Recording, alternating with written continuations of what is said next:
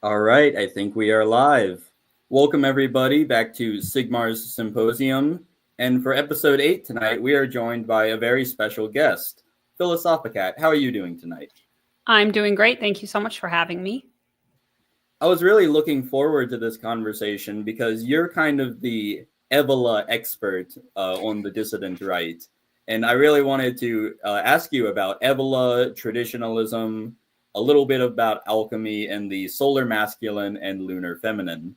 So, before we get into that, do you want to give your backstory for anyone who may not be familiar with you? Sure, absolutely. So I'm PhilosophiCat. I'm probably best known as the creator of the Revolt Against the Modern World film series, which is based on Julius Evola's book of the same name, obviously. Each film covers a single chapter of the book, and we kind of do a bit of a deep dive into the chapter while also trying to sort of make it accessible to the lay person, the new person who's maybe starting to read Evola and is maybe having a little bit of trouble understanding it. We try to break it down so that it's understandable for anybody who's looking to get into Evola. I'm also a professional astrologer and a vocalist with the neo-folk project Uberfolk. So that's kind of my shtick. That's a very fair summary. I definitely recommend that Evola series you've done on YouTube. So let's get into the content of this episode. So, for those who aren't familiar with him, what is traditionalism and who is Julius Evola? All right. Well, I'll start with the second part of that question. So Julius Evola is a somewhat controversial Italian scholar, one of the leading figures in the traditionalist school of thought.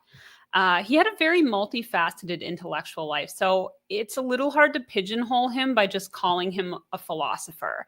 He's not some stuffy academic sitting in the ivory tower debating philosophical points, right?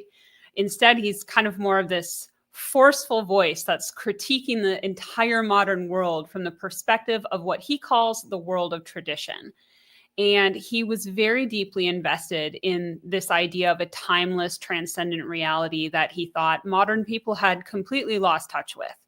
So he wasn't trying to construct a new intellectual system like most philosophers do, but he kind of, I think, saw himself as re-articulating perennial truths and then offering a path back to spiritual awakening for those who feel alienated by modernity. He's kind of saying like, oh, forget about these newfangled modern ideas. Let me tell you about something much older and much more real.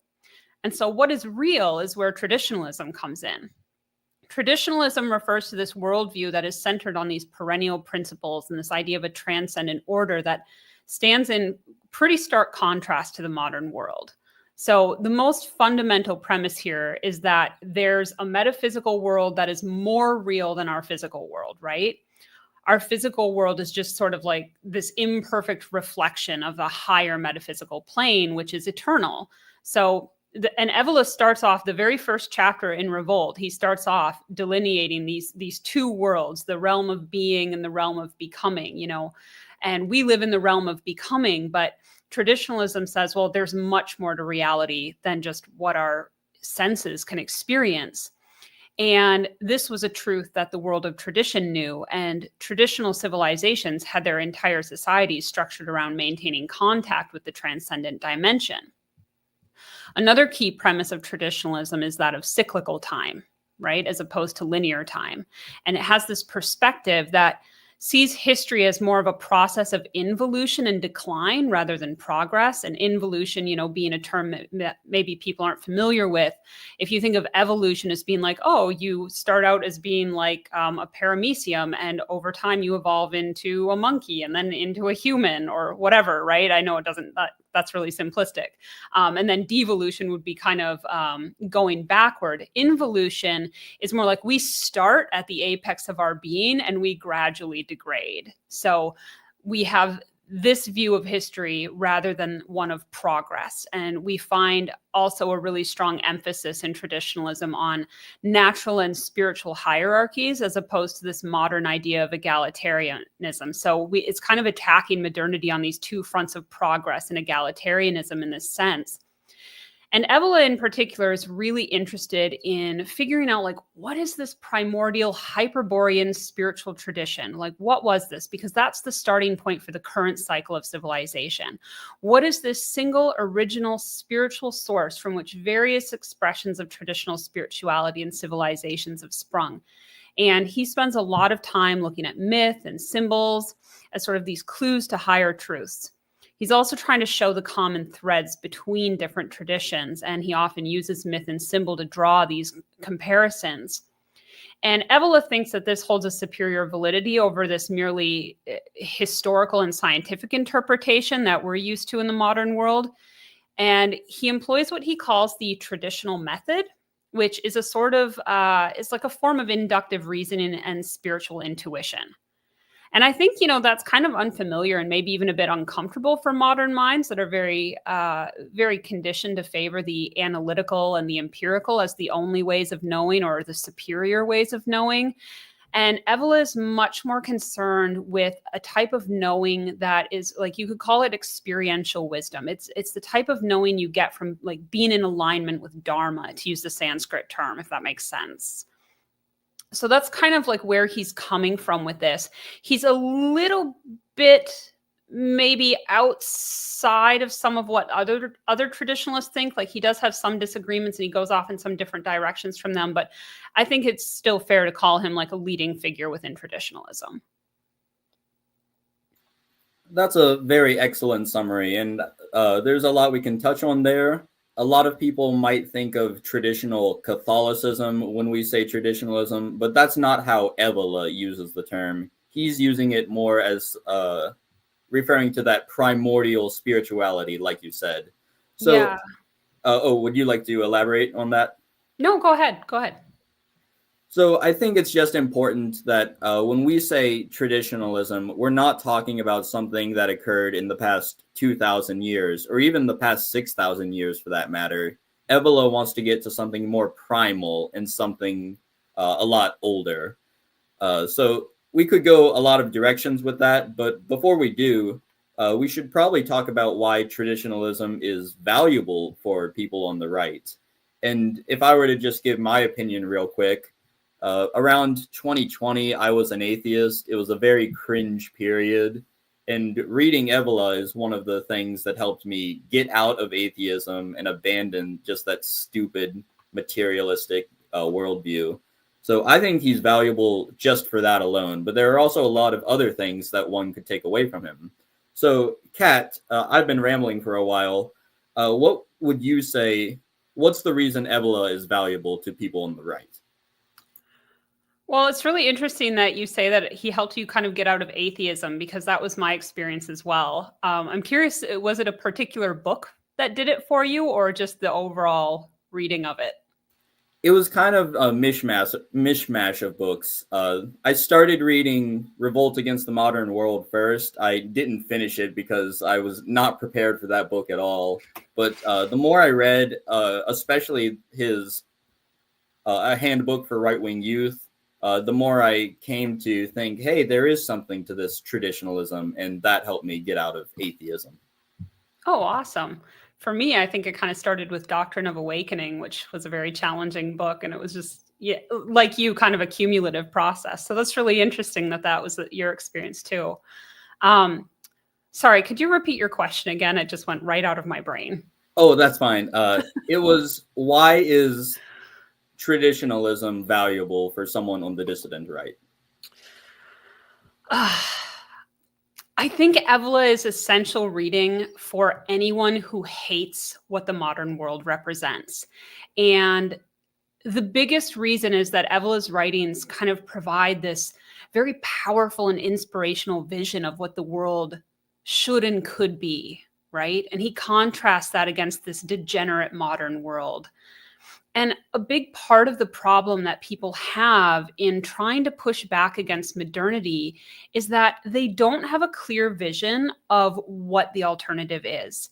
It's like thinking that the solution to communism is democracy without understanding that there are two sides of the same modern coin, that these are both systems that arise as symptoms of the same decay. And you can't fight modernity with more modernity. even if it's just a different flavor of modernity. But then every alternative that's presented to us in the mainstream is just another version of modernity. And so Evola kind of shows us something outside of this modern paradigm. And I think that's that's part of maybe what makes him a challenging read when you first start out with him. I don't know if that was your experience or not, but I have heard this from a lot of people. And I think it's because he rejects this modern premise that we take for granted. And he's forcing you to consider this radically different worldview that is just, it's so very far outside of any frame of reference that the average person has today. So he offers this different paradigm, and then he shows exactly what modernity has taken away from us. He paints this really clear picture of the world of tradition. And I think, how could anyone read that and not want what he's describing? He's offering us a way to sort of trace the steps back to these ideal forms of civilization, which gives us the possibility of one day rebuilding it. And the more people who understand this vision, then the greater chance there is that humanity would one day be able to find our way out of this mess. So I think it's important that we keep these torches lit for future generations who will, undoubtedly see even darker days than what we're seeing now. But right now, the dissident right is focused on, I would say, in my opinion, all the wrong things. They're trying to fight modernity with more modernity.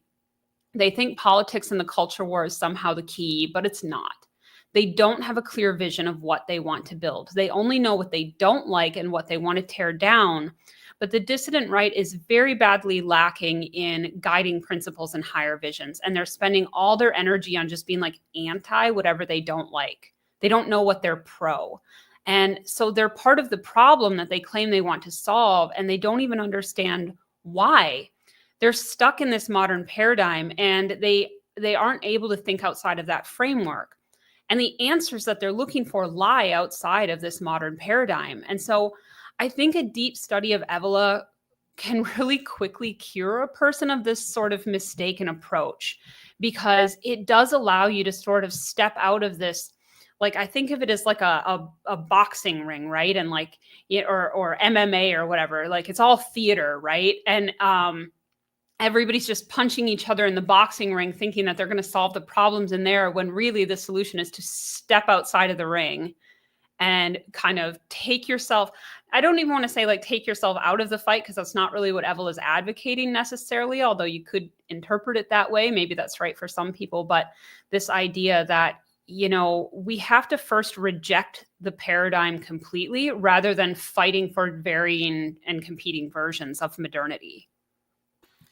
Yeah, I think that's a very important point to bring up, because in Orientation's 11 points, I think it's the very first line of that. He says that those who think that we're in a purely political struggle have learned nothing from the past. And he goes on to say that the problem now is primarily of a moral and spiritual character rather than a political one. And I think there's a lot of truth to that. We should obviously focus on politics, but not to the detriment of this spiritual sickness that has taken hold of our people. So I guess with that, we can dive into the next topic I wanted to ask you about, which is Evola's books.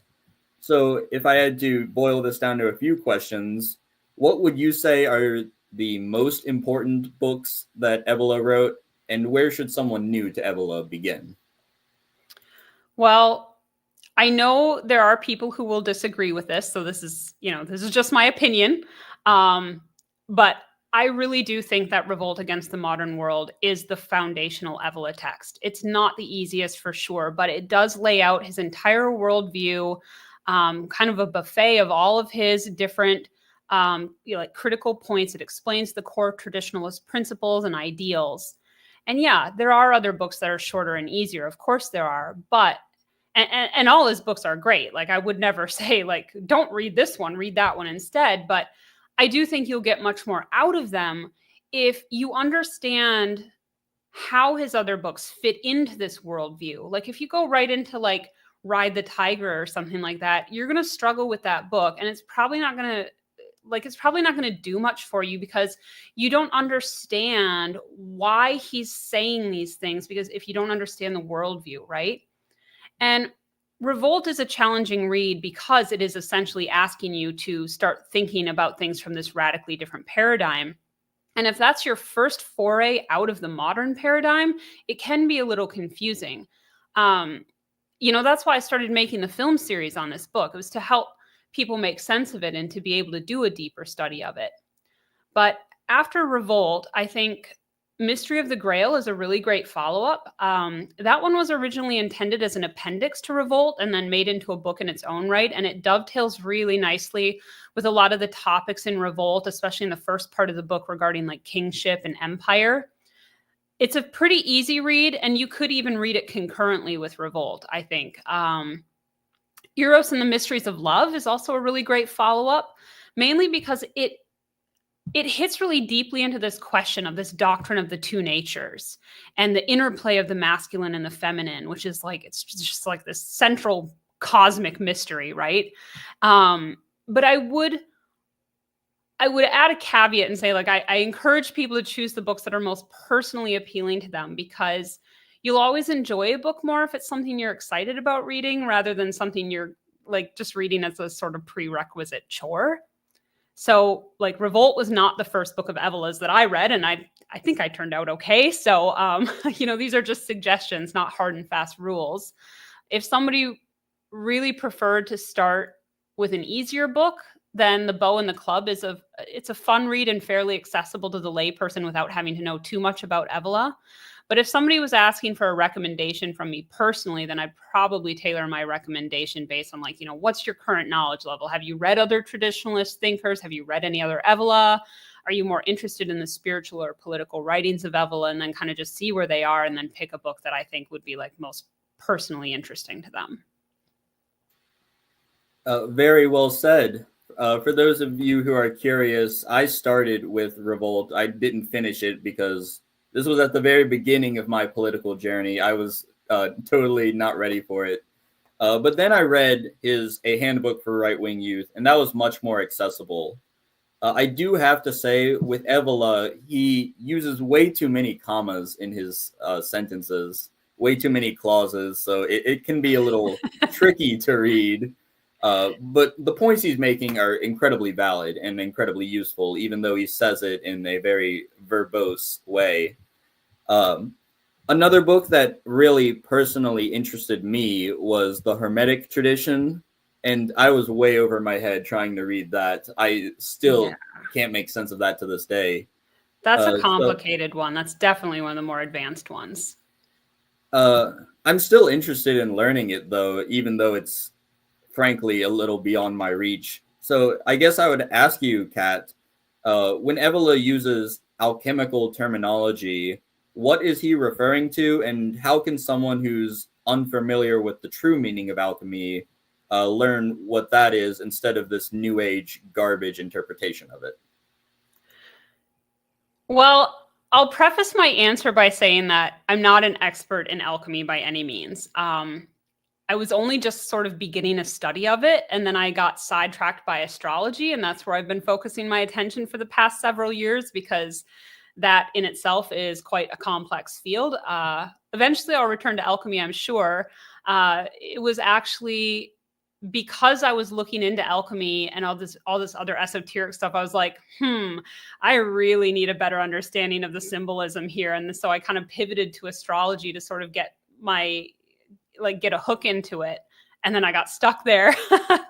But I can answer this question on a basic level anyway. So on the surface, alchemy kind of seems to be talking about how to turn base metals into precious metals in the physical sense. And this is what a lot of people now think alchemists were trying to do. It's kind of part of the modern narrative that people in the past were like stupid and superstitious. They hadn't been enlightened yet by progressive modernity. And so a lot of people actually do believe that alchemists were trying to physically transmute metals, or that they were like trying to figure out early chemistry. And this is just simply not true at all. When they talk about turning lead into gold, that's an allegory for an initiatic quest. Evola says that alchemy is one and the same as the royal art, and it has to do with this secret royal and priestly knowledge. Now, alchemical language, as you've discovered, is very symbolic. It's primarily like this coded symbolic exposition of an initiatic teaching, and it focuses on the inner spiritual transformation of the human being. And the reason there are so many symbols being used is simply because they have multivalent meanings and they transcend the limitations of language. So when we're dealing with a spiritual quest, or the nature of the spiritual condition of the human being, there is a way in which sort of these concrete boundaries of language are insufficient to convey what needs to be conveyed. So you do find a lot of symbolism in alchemy for this reason. And the alchemical substances and processes are symbols of, different states of consciousness and fluidic forces. And then the operations that are described have to be performed through these initiatic realizations. And it can definitely be hard to untangle what those terms mean because, well, they often mean different things depending on the context of how they're used. So first, you would need to understand the Hermetic doctrines before you can cut a path through this complex symbolism that you find in this more technical alchemical literature. Like the operations described just kind of don't make any sense if you don't understand the spiritual doctrines behind it first. And Evola's book on the Hermetic tradition is actually really good in this regard, even though it's a challenging read.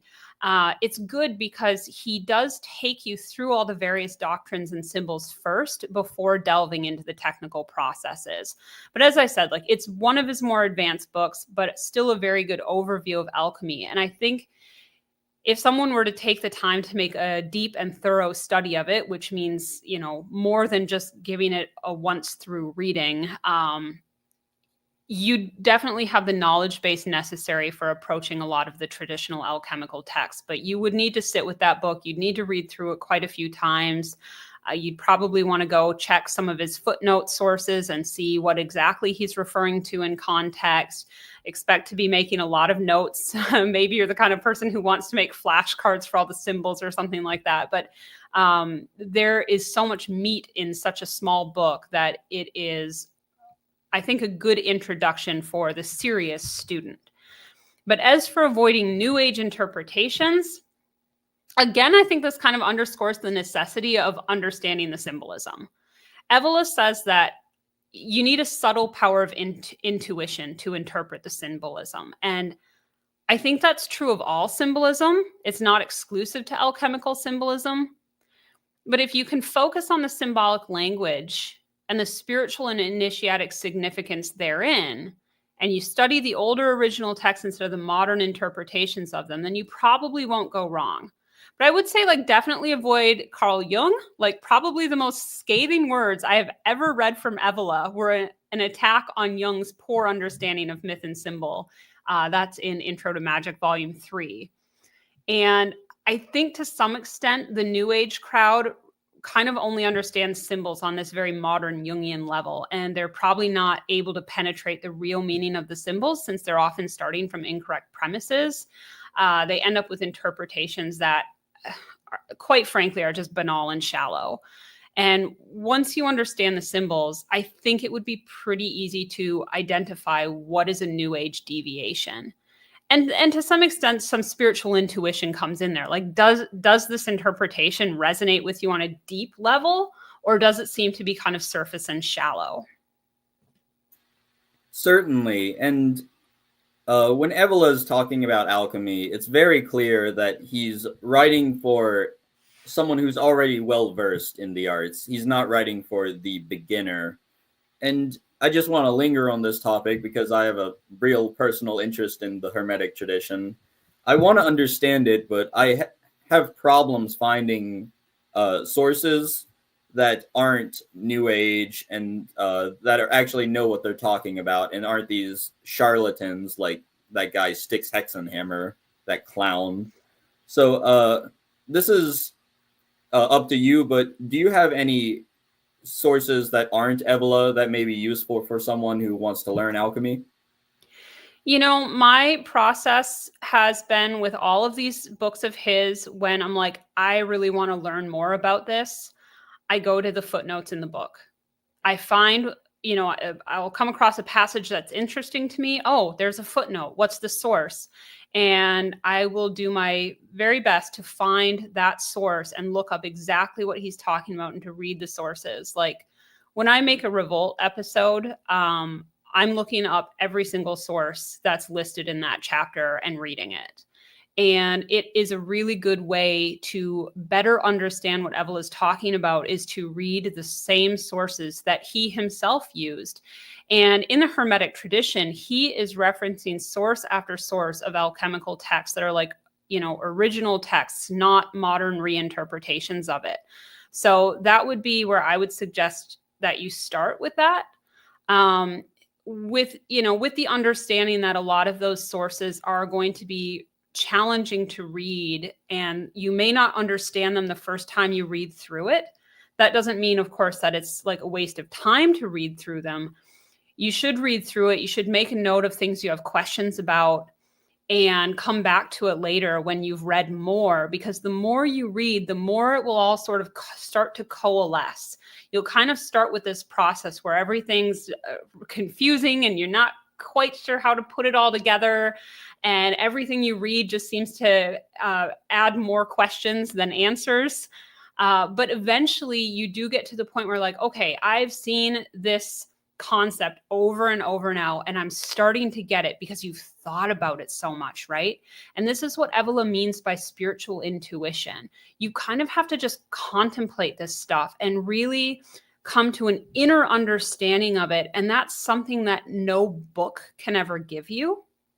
So I wouldn't be discouraged by the fact that you've struggled with it. I find it a challenging book to read. I'm yet to make a full and proper study of the Hermetic tradition because it's so dense and there's so many sources to chase up. And a lot of those sources are not available in English. Some of them I have not even been able to find anywhere. I don't even know like what source some of these things are. Like, where did he get this from? I can't even find a record of this book existing sometimes.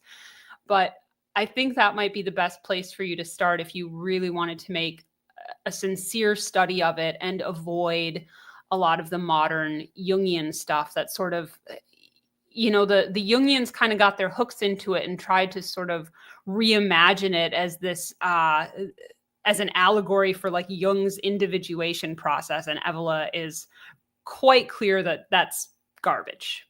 So I think, I don't know if that's the kind of answer that you were looking for, but that's how I personally would go about it if it were me.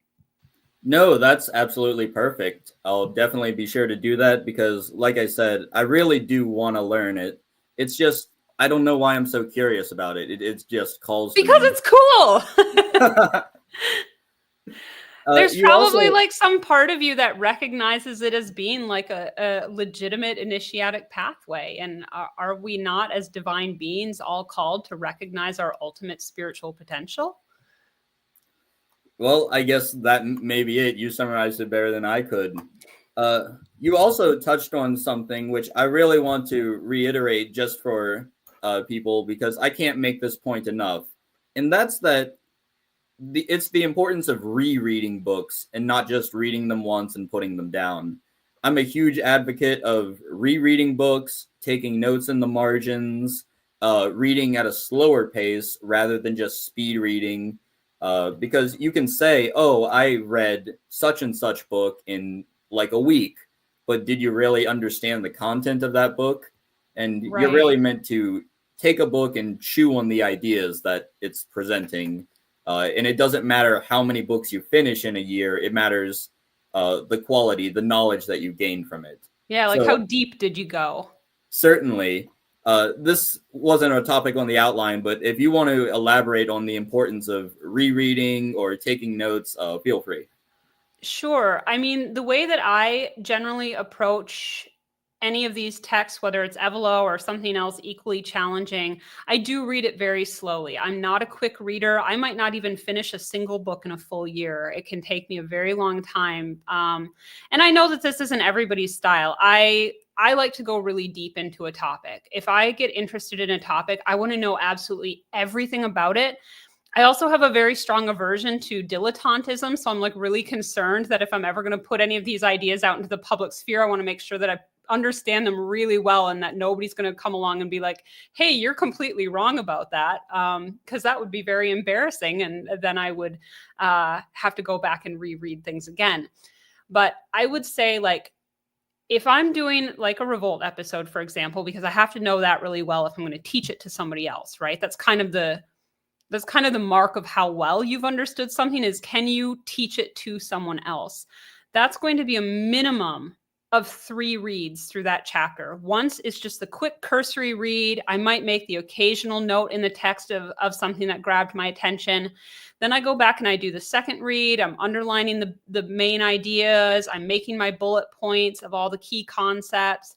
And then I go back for the third read. And then I'm really getting into the nuance and the nitty gritty. Then I'm looking up the footnotes. And then I'm trying to tease apart the different ideas and figure out how they connect to the rest of the book.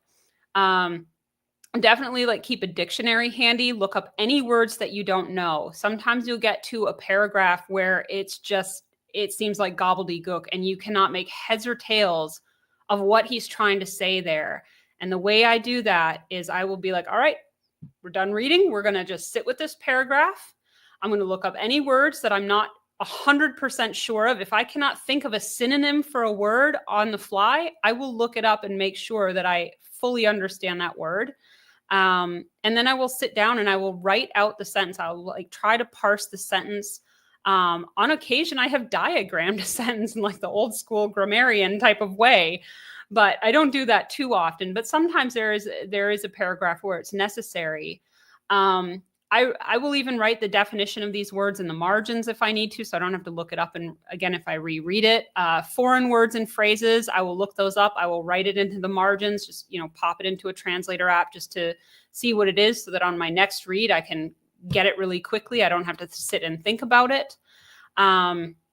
If there's anything I still don't understand after all that, I will leave a nice big question mark in the margin, maybe put a little Post-it note there with a note to come back to it later as I get further on in the book. And then I find that if I go back and revisit it a couple of months later, when I've gotten further along, I've often discovered the answer on my own, and suddenly it makes more sense. And I understand that this is not how most people want to read books. I should say that part of the reason I do it like this is because I am taking this content and teaching it to other people, and that this is something I do regularly, whereas not everybody has that inclination to share their knowledge. It's my hobby, but even if you just want to get an understanding for yourself, maybe some of these techniques could be helpful, and you can kind of pick and choose whichever ones sort of work for you. Couldn't have said it better myself. I guess with that now under our belts, we can shift gears and talk about another main idea of Evola's, which is the solar masculine and lunar feminine. So I think this has particular relevance today, especially with how degenerate the Zoomer generation, which my generation is. But before we talk about the Zoomers, for those who aren't aware, would you like to define the solar masculine and lunar feminine? Okay, so this is part of why understanding the doctrine of the two natures is really critical to understanding Evola. This idea of the world of becoming and the world of being, right? You can think of the world of being as being like sort of fundamentally masculine in nature, whereas the world of becoming is sort of fundamentally feminine in nature. They're not necessarily equivalent, but they kind of are. You have this idea that, the masculine is related to spirit, to being, and the feminine is related to becoming and to the world of matter.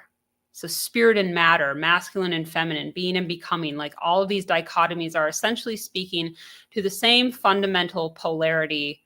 And this is an essential structure of the cosmos, this tension between opposites.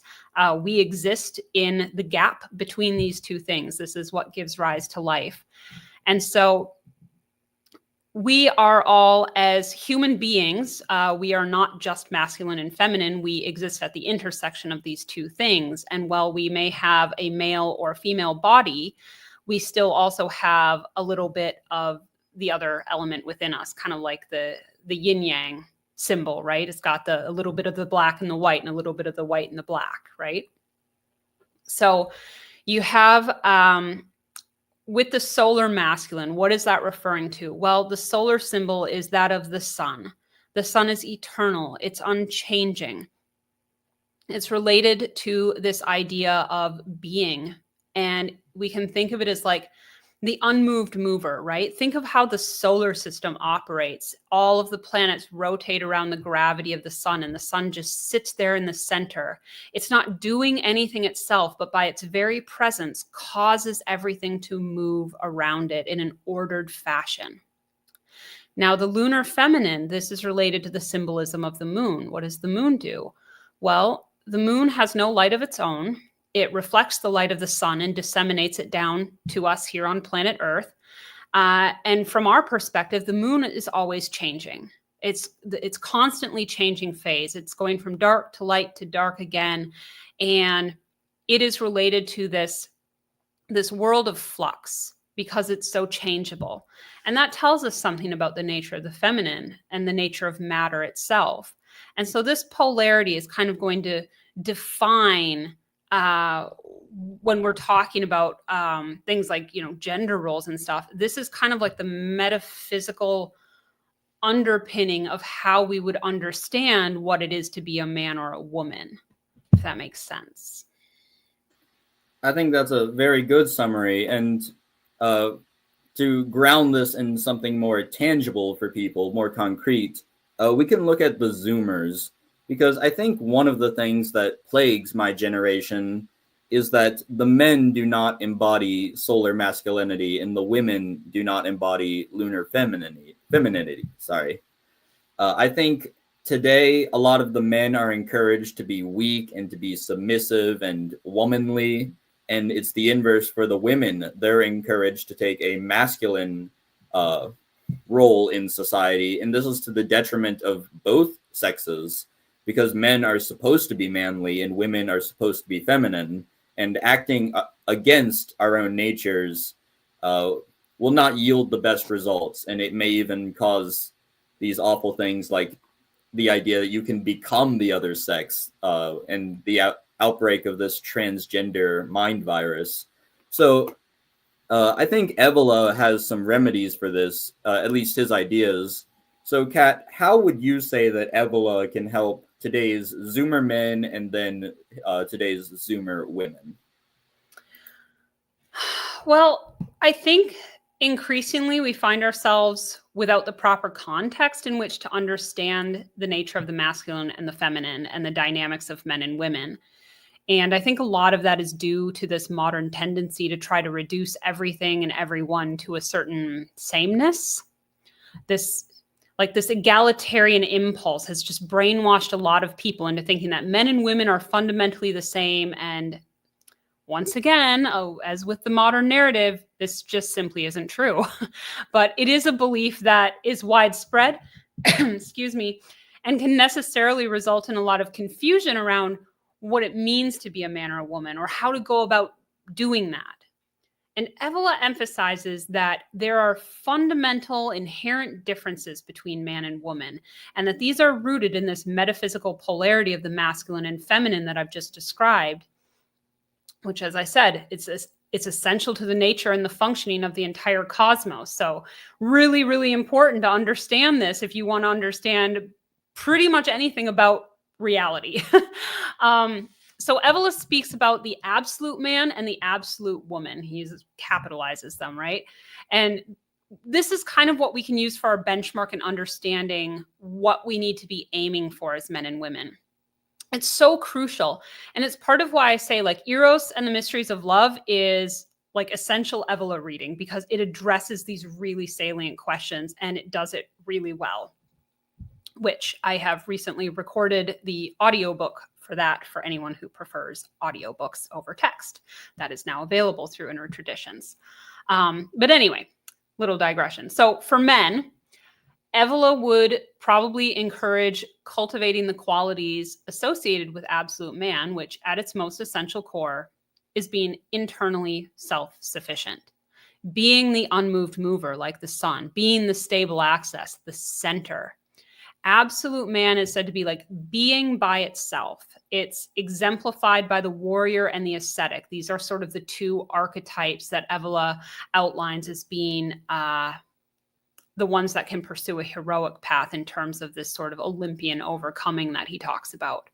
And ascesis is crucial for masculinity because you need to be able to say no to your lower nature. You need to have control over your mind. Developing self-reliance, decisiveness, this power of command over oneself, this focus on transcendent goals, on having this purpose beyond the material. This modern idea of masculinity as being like aggressive and oversexed and egotistical, very, very contrary to the traditional view of what a man should be. Self-control and inner stillness was what defined a man. These things were prerequisite for taking initiation, and only a man who was initiated could properly call himself a man. If he couldn't do initiation, he was considered to be like on the same level as the women and the children and the animals. So a man should have a virile, positive, and life-affirming spiritual core. And we don't see that a lot today. Now, for women, we would look to the ideal of absolute woman for our orienting point. And woman is the being that depends on another being, just as the moon depends on the sun for its light. And Evola identifies the lover and the mother as the two paths for woman that can lead to her full spiritual development. This does not mean literal dependency in all aspects of material life. I should say that as a caveat. That's not what he's referring to. Rather, woman requires man's mediation for her spiritual path. Her fate is tied to his. It's a spiritual dependency more than a material one. And it's devotional. That devotional quality is really, really important to understanding absolute woman. So, like as an example, Evola mentions in one of the chapters in Revolt, the spiritual aspect of the harem, in which a woman would have to overcome her jealousy of the others and learn to be a flame feeding itself, as he says. She learns to love and devote herself fully to a man who may not reciprocate. So, like, how does modern woman do that? I do have a video on my channel called The Essence of Traditional Womanhood that addresses this concept in much greater depth and goes into what that would kind of look like from a traditional perspective. But in a nutshell, that devotional nature is key. And that can show up through cultivating qualities of being like nurturing, loving, receptive.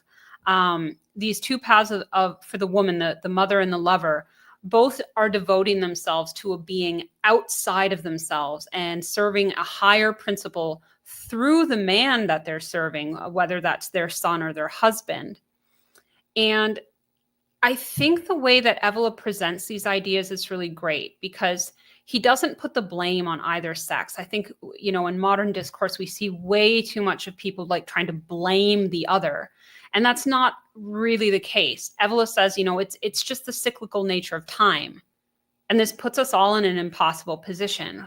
We can't really change the social situation on a wide scale, right? We can only make changes in our own individual lives.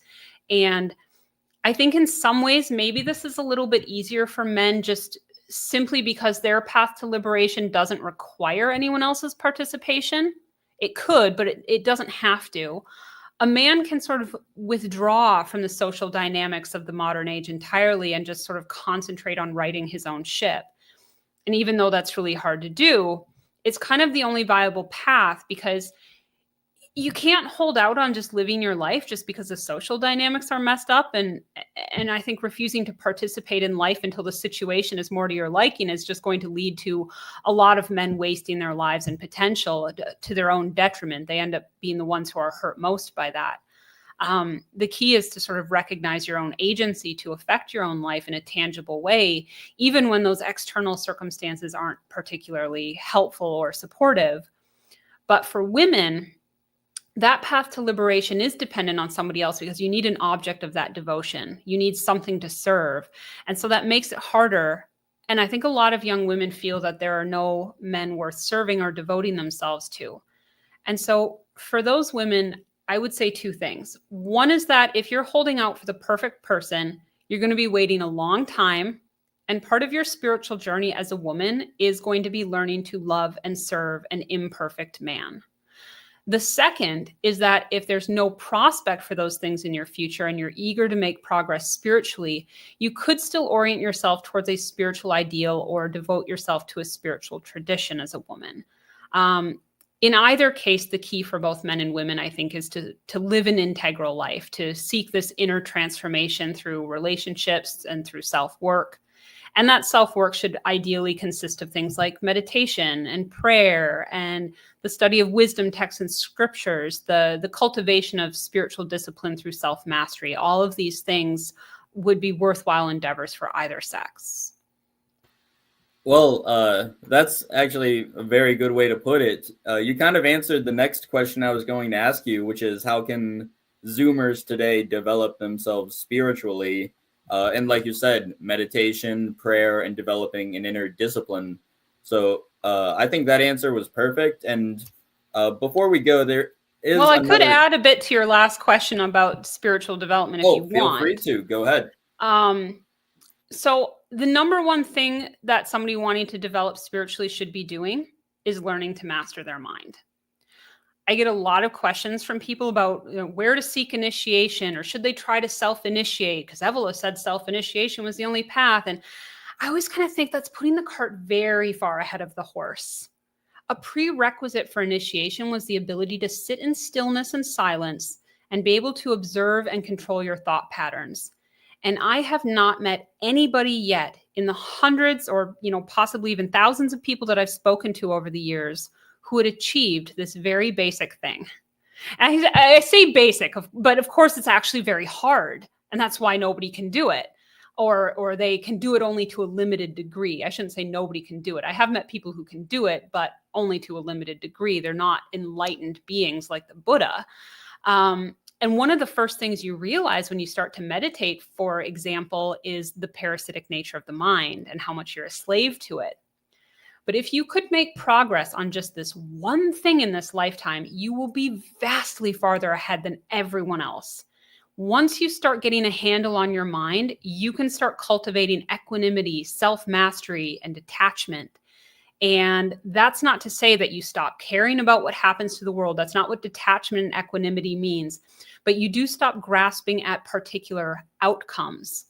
You come to accept that you are an instrument in a myth that plays out eternally, that the outcome has already been predetermined, and you take action in the world because your integrity or your sense of duty demands it of you, regardless of whether you think you're going to win or lose something from it. Like, you do the right thing because it's the right thing, even if it costs you, not because you stand to gain anything from it. Your wants and desires shouldn't be factoring into it. And part of mastering the mind means mastering desire.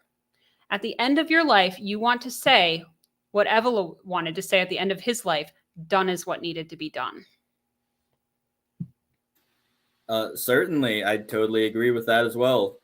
Now, that was going to be the last question I wanted to ask, but I've gotten into the habit of asking all of my viewers the same question, just because I find this interesting. And that question is, what do you define as heroism in the modern world? That's a really good question. I will have to check and see what your other guests have said about that, because I'd be interested to hear what they have to say. So heroism in the traditionalist sense that Evola talks about it has an Olympian quality. What that means is we're talking about an overcoming and mastery of one's base nature. And that's exactly what I was just talking about, this idea that you need to be able to, first of all, control your mind, because in controlling your mind, you can control desire. When you can control desire, then you become a master over yourself. Like, can you really say that you're free if every time you see a chocolate chip cookie, you can't stop yourself from eating it? Right? Like, you're a slave to the cookie. And that's true for anything we desire. Oh, you can't get yourself out of bed on time because you like being lazy. You like herkel-dirkling, which is a funny little Scottish word that I recently learned. And I have to say I do like herkel-dirkling, but it's this idea that, the body is always dragging us down into the world of becoming. It's saying, wouldn't you like to be comfortable and have all your physical needs met, have all your emotional needs prioritized. And it just kind of, it draws you into this stupor. You fall under the veil of illusion. And so heroism is about breaking through that veil and learning to see reality as it is and cultivating this sense of equanimity with it. And from the spiritual perspective, to make the Olympian leap, it kind of refers to, upon death, having cultivated I guess you could call it like a subtle body as such. You basically need a vehicle to carry your consciousness beyond death so that you can have that heroic afterlife, to make that leap in the afterlife, to go through the door of the sun rather than the door of the moon. You don't want to go through the door of the moon, then you end up as food for the gods, and you just get dissolved back into the churning of samsara, and like there's nothing left of you as an individual. You need to develop that consciousness to the point that it's individuated and can withstand the crisis of death.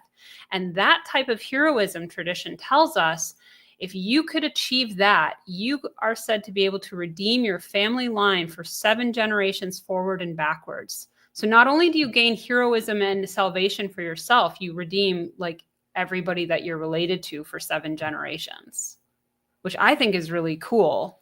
Now, how much work we have to do on ourselves to achieve that is, that's questionable, and we can't really know. Like, do you have to get it perfect, or is it okay to do just like enough? We don't really know what is sufficient to carry our consciousness. But for me, that's kind of what I'm thinking of when I think of the word heroism. I'm thinking of somebody who is able to stand in the face of all the temptations of the world and have a strong enough will to be able to say, no, I prioritize my spiritual quest. That's a very interesting perspective. I wish I would have started asking this question sooner. I started asking this after I talked to my friend, the warrior philosopher, during his second appearance. We were discussing his book. And I think from now on, I'm going to ask this to every single guest I have on, because it's just such a great question. It is a great question. For me personally, I think I have 3 aspects I would include in heroism. The first is doing your duty, which is pretty self-explanatory. The second would be the affirmation of suffering in service to a higher cause. So you accept that it's going to be painful, but you affirm that suffering because you're doing it in service to a god, to your people, to your folk, your family, or any of these other things. And then the third, I would say, is the presence of danger. I think heroism requires danger, and the impressiveness of a hero is determined by his opposition. So a hero who just stepped over an anthill is not the same as someone who climbs a mountain to slay the dragon. And I think the stronger the opposition, the more impressive and more heroic the individual is who fights that opposition. So I love that. I think I don't know if you have any thoughts you'd like to share about that, but go ahead. Yeah, I will add one. I agree with all of those. I think those 3 points that you've come up with are great.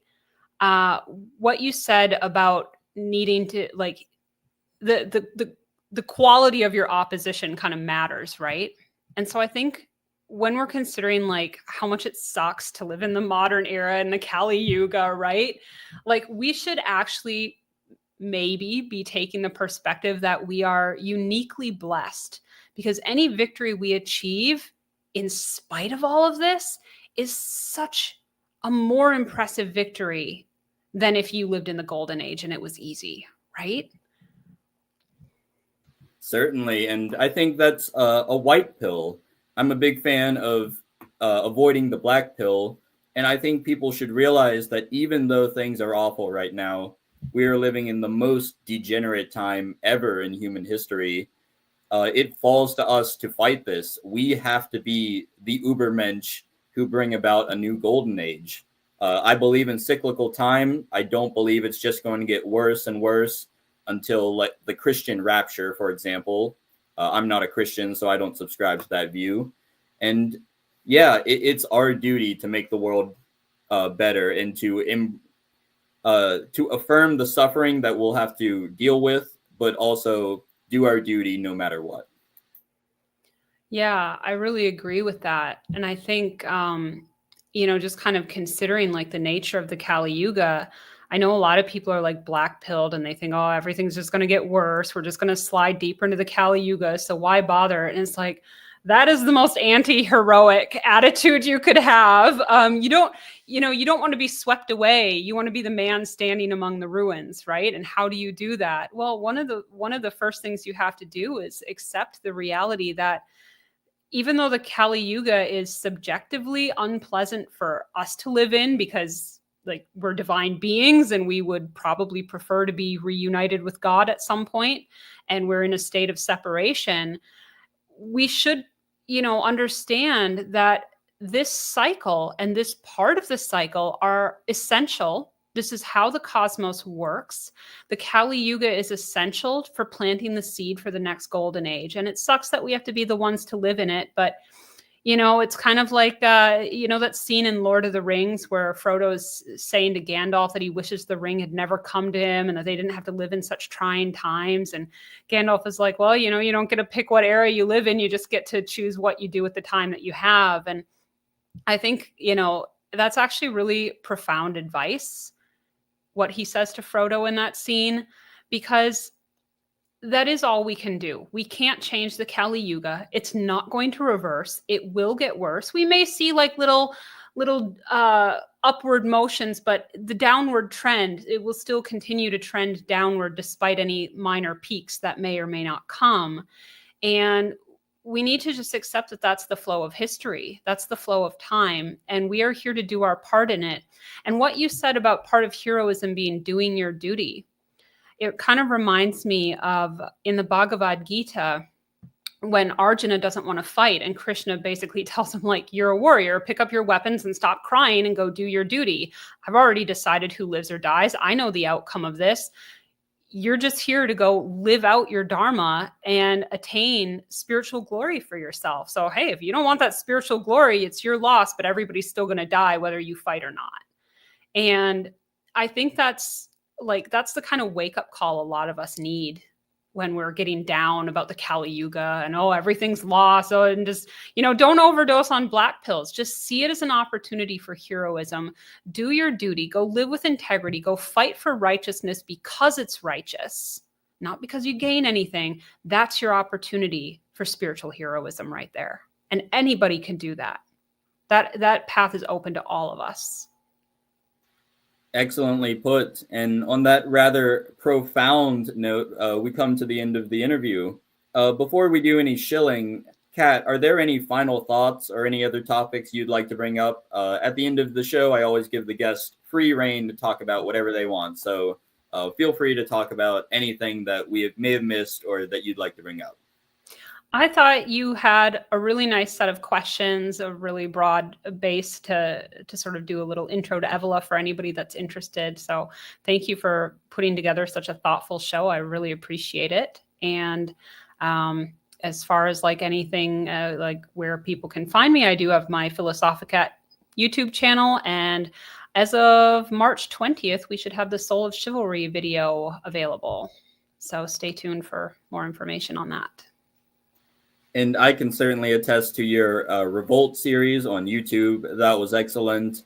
And it translates Evola because, again, Evola uses way too many commas. His sentences have way too many clauses.